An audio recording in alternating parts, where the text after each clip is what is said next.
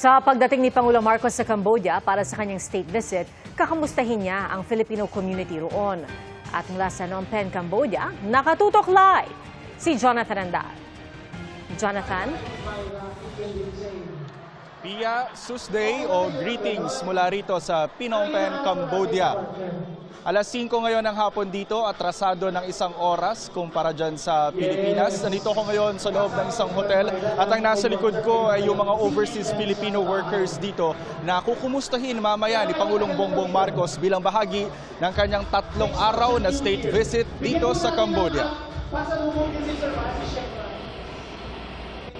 Alas 4 ng hapon, oras sa Pilipinas, dumating sa Cambodia si Pangulong Bongbong Marcos kasama si First Lady Liza Araneta Marcos. Sukli ito ng Pangulo sa state visit sa Pilipinas ni Cambodian Prime Minister Hun Manet noong Pebrero. Ikalawang beses na rito sa Cambodia ni Marcos. Nagpunta rin siya rito noong 2022 para dumalo sa ASEAN Summit. Sa mga kalsada ng Phnom Penh, nakahilera ngayon ang mga watawat ng Pilipinas at ang litrato ng Pangulo ng unang ginang at ng hari ng Cambodia na si Norodom Sihamoni.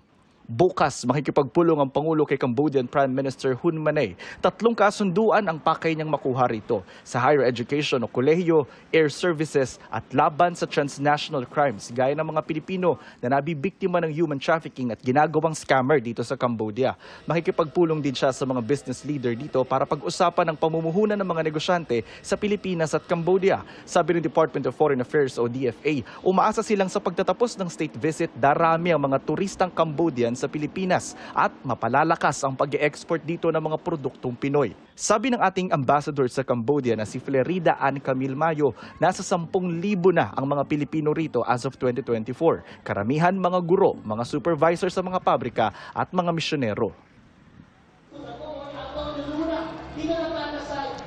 Pia, sa mga oras na ito ay nasa 500 na yung mga Pilipino na nandito sa venue.